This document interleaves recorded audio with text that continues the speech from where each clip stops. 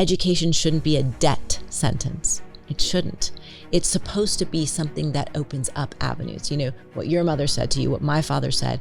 But right now we are in a very real crisis when it comes to education. It is becoming unaffordable. Education is a ticket to self-determination. And, you know, I read a study recently that asked, what is the biggest regret that women have and men have? The biggest regret men have is not starting their own businesses. The biggest regret women reported was not finishing their education. And I think we are entering an age again where women are rising once again as the whistleblowers, because women are able to tap into our nervous systems. So our nervous systems are the whistleblowers, and I think the women are the amplifiers of that message that it's time to awaken.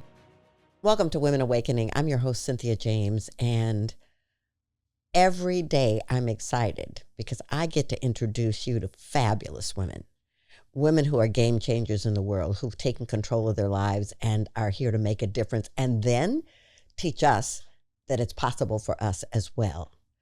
I'm excited to be doing this, and I want you to know that you can subscribe, you can review us. It really helps us. And you can meet me at cynthiajames.net. I want to introduce you to my guest today. Her name is Pardis Mahdavi. I just want to read to you who she is because it's amazing. Pardis Mahdavi is an internationally recognized author, educator, and entrepreneur. She has published 7 nonfiction books and 2 edited volumes and earned her BA from Occidental College. Now she's got 2 master's degrees and a PhD from Columbia University. She focuses on human rights, migration, education policy, and social systems.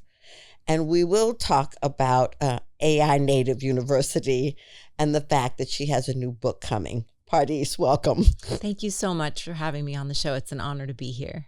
Well, you're beautiful, and I'm so happy to see you. I want to know how you grew up. Where did you grow up? Yeah, I often tell people I grew up caught between 2 worlds. I grew up on a bridge in many ways. So I'm Iranian American. And that hyphen is pretty significant. I actually wrote a whole book called Hyphen because it's about hyphenated individuals. So many of us are these hyphenated. We're 2 cultures, multiple cultures in one. So my parents came here during the revolution in Iran of 1978, 79. And initially we were in Minnesota. And I know, of all places. And then in 1984, I came home from school one day and there was a sign posted in front of the house and it said, "Burn this house, terrorists live here." That was during Iran-Contra, Iran hostage crisis. And there was, you know, a lot of anti-Iranian sentiment. So my father made the difficult decision to move from Minnesota to California.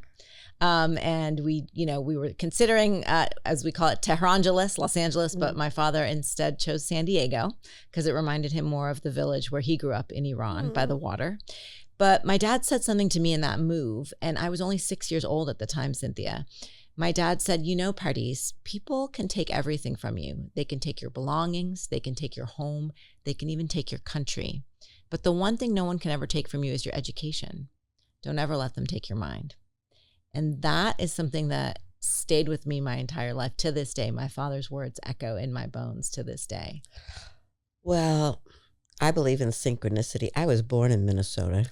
No way, me too. That's right. That's crazy. And I didn't know about what was happening with your culture, but, you know, we were in red line districts and, but there was integration things going on. And my mother, like your father, said, "I don't care what else you do, get educated."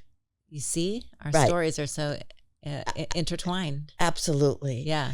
So you got all this education, but was human rights, did that come in because of what you had experienced as a child and what you saw in your culture?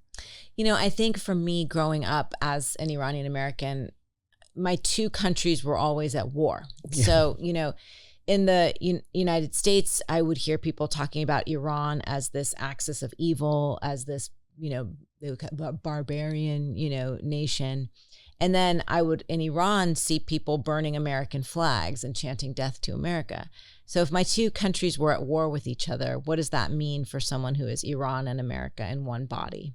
Yes. And that made me very much want to be kind of the translator, the bridge, the person who's translating one culture to the other, and mostly the person who is speaking for the voice of the people. Yes. Because while these two governments are indeed at war, and while these two governments have, the people of Iran, the hearts of the people are very similar to the hearts of the people of the United States. Yes. And everybody's human rights are important. And because of what had happened in Iran, because of the revolution, and then because a new regime was brought in, that we are right now, as we sit here today, Cynthia, the death toll is over 50,000 in the last month, just in the last month alone in Iran.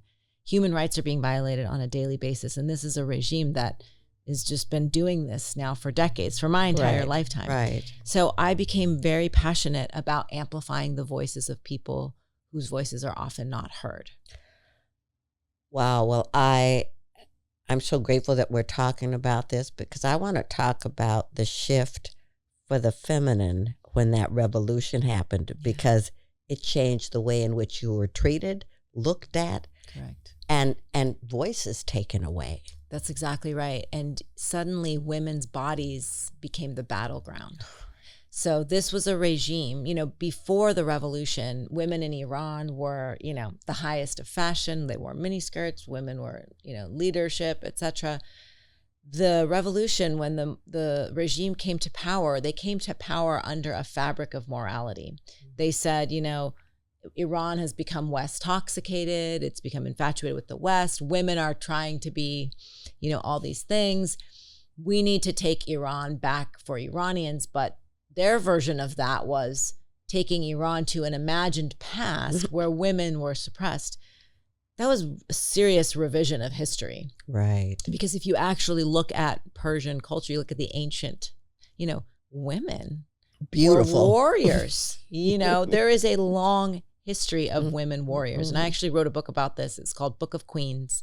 And it tells the story of my grandmother, who was a horsewoman warrior, and she used to smuggle women from Iran to Afghanistan on horseback. She would smuggle women out of, various situations, sometimes domestic violence, other situations. She smuggled them from Iran to Afghanistan on horses by getting the horses drunk on homemade whiskey so they'd be calm at the border crossing. But these women created an all-female army in Afghanistan that had been fighting the Taliban for decades before even the war on terror. And these women also trained the horses that then the United States military used to fight the Taliban during the war on terror. So Book of Queens is the story of the Middle Eastern horsewomen who actually fought the war on terror. Wow. Yeah. Well, that's amazing. And the lineage that you come from, of course you're a warrior. Of course you're dedicated to human rights. Right. And so I guess I just want to ask you, with what's going on in the world today, I mean, what's happening in Iran is horrible, but it seems to be, spreading out across the world in terms of the way women are treated, and so what do you feel is your mission? Yeah. I think my mission is to really help awaken the world to the systemic breakdown and to the very real structural violence that's taking place. So that systemic breakdown is happening at the level of the government, like the place in Iran, right? The government has completely fallen down on the job. There's no water, there's no, universities are being shut down, the banks are collapsing, infrastructure. I mean, that's a very egregious example. But even in this country, the systemic breakdown that I have had a front row seat to is education. Yes.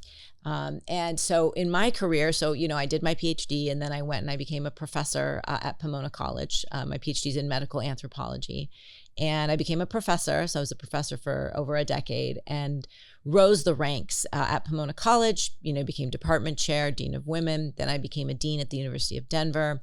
Then I was a dean at Arizona State University. And then I was the provost of the University of Montana. Then I was the president of the University of La Verne. And I stepped down a year and a half ago to start my company, which we could talk about at my uni. But I had a front row seat to the way in which the education system also, in many, many ways, is maybe inadvertently silencing the voices of women and people who were maybe designed to be kept out of the elite hallways of the ivory tower, if you will. Yes. And that happens through what knowledge and textbooks are privileged and what knowledge and textbooks are put to the side. That also happens in the form of the way in which, education is or in this case is not meeting the needs of students. Right. And so one of the things that I observed was students in a lot of pain, students, severe mental health issues. On my watch, I awarded more posthumous degrees to students who had died by suicide than I cared to.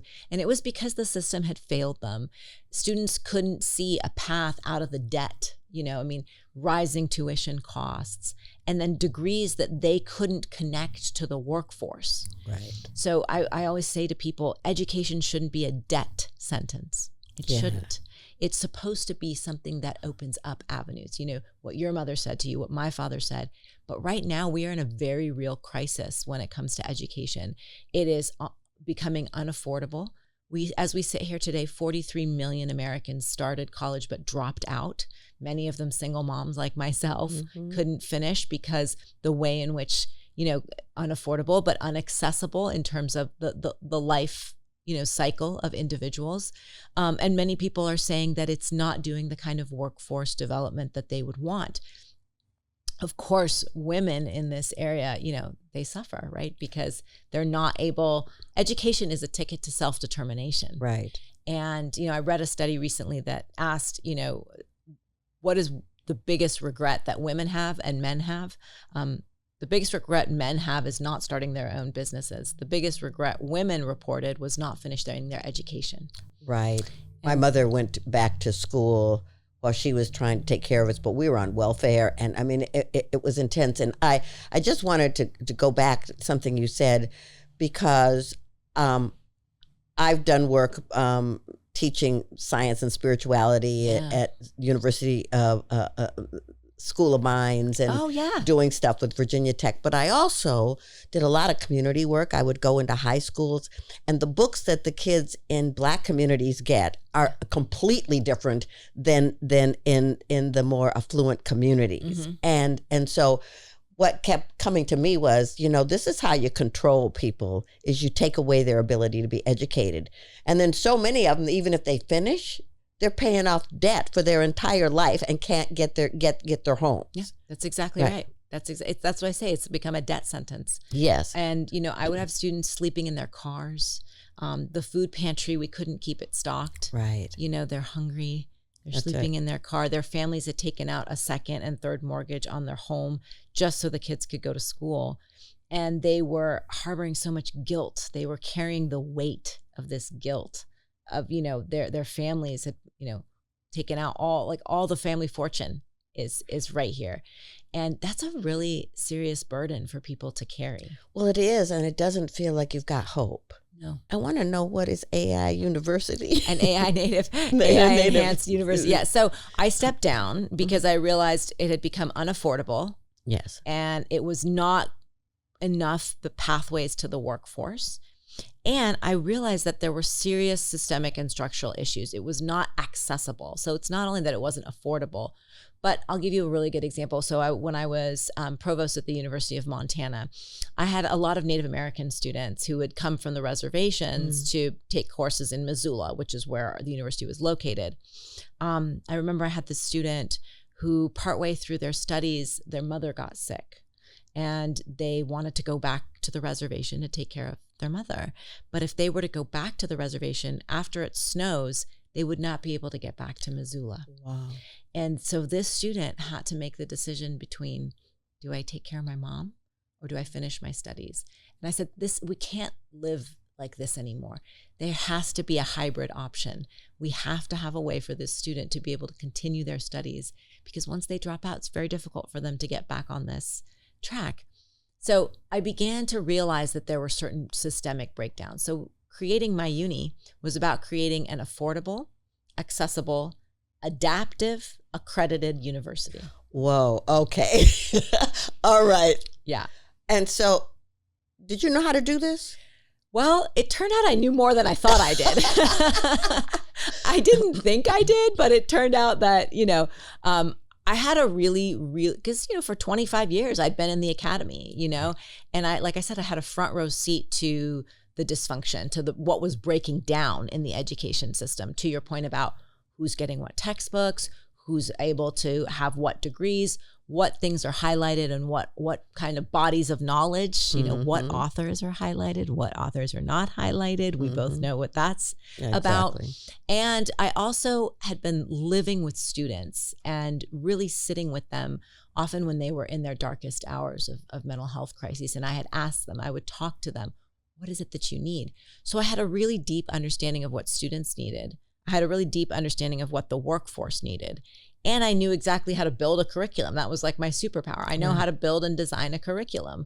So if I know how to fix this problem, and I knew that technology could be leveraged to make something affordable and accessible so that we could create hybrid degree programs around areas of knowledge that hadn't been privileged. So I'll give you an example. With my uni, one of the first areas that we're working on is food.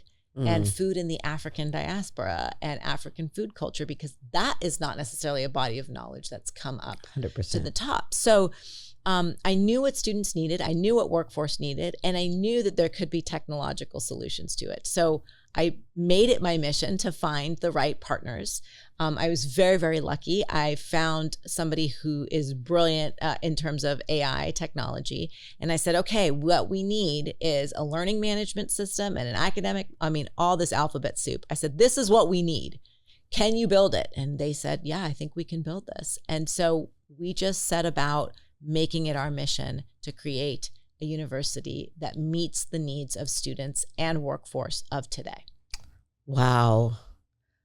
Well, that is so inspiring. I can't even tell you. But I have a question. Yes. In the middle of all of this you're doing, 7 nonfiction books. That's right. And novels. You got a new novel coming out? Yep, I got 2. Yeah. Okay. Yes. All right. So clearly you're not sleeping a lot because you're doing a lot. So tell me about the 2 novels. So, obviously starting a university or being being university president or dean, these are high stress jobs. And so people ask, what do you do for yourself? What do you do to take care of yourself? And for some people, and I do meditate and I do yoga, but for me, writing is my medicine. I would rather give up meals. I would rather give up vacations than writing. It's been something I've done ever since I was a child. Even when I was 5 years old, I was always pen and paper everywhere, writing stories my whole life. And so I find that writing helps me make sense of the world around me. Yeah. And I also found, so I'm the eldest, eldest and only girl, and I had younger brothers and lots of, younger cousins. And they were in, growing up, they were in this same hyphen liminality that I was, to Iranian in America, to American in Iran, that caught between, and how do we make sense of a world that's post-certainty, if you will. And the way I would do it is I would tell them stories that would help them make sense of the world. And I would tell them stories that help them see themselves in the story. Because very few stories out there, you watch like Disney and it's not really reflecting. No. Right. So I'm like, well, we're going to have to. So we'd be, I was a child in Minnesota. I'd be telling them stories of, heroes and heroines that were just like us. And as, time continued, and as I rose up the ranks, it was my way of making sense of the world around me. And so, when I would see something that was particularly painful or egregious, I've written a number of books on human trafficking, which to me is one of the most painful and egregious crimes of our time. And for me, the only way of making sense about it was to write about it and to amplify the voices of the women who are suffering. Right. So my novels are really about the broken education system. That's kind of, the campus is a character. And so I've written a young adult novel called Horsepower. And this is about 4 16-year-olds who are in this stuffy elitist boarding school where everything's going wrong. There, there's this evil hive mind that's trying to numb out their brains. And it's set in Sedona, and these 4 kids go on horseback and discover a mystery school where they are able to tap into their intuitive powers and their healing powers. And they each learn, they have these elemental powers, and they learn through consciousness to tap into that and come back and save their classmates. Wow. Okay. Well, I want to read it, and it hasn't even come back. Okay. I want you to tell people how to find you. Yeah. Where can they get in touch with you and the work that you do? Yeah, best way to find me is through my website. It's just www.pardismahdavi.com, or on Instagram. So you can follow me on Instagram. I'm very easy to find. And you can read any of my books, and look out for Horsepower. That'll be coming out very soon. That's the first in a 4-part young adult series. But yeah, I'm always excited to talk to people about anything from horses to education to human rights to awakening. So thank you. Love that. Well, that leads me to my last question. I ask the same last question of every guest. Show is called Women Awakening. What do you think is important about women awakening in the moment? I want to first say that women have always been the awakeners. That's the lineage I carry. When you go back to the ancient times, the women were the high priestesses. The women were the warrior healers. Yes. And I think we are entering an age again where women are rising once again as the whistleblowers, because women are able to tap into our nervous systems in a way that men not necessarily. So our nervous systems are the whistleblowers. And I think the women are the amplifiers of that message that it's time to awaken. Well, thank you. Couldn't have said it better. So grateful that you've been here. You're powerful and you're beautiful, and looking forward to reading your novels. Thank you so much. It's been an honor to be here on your show. Thank you, Cynthia.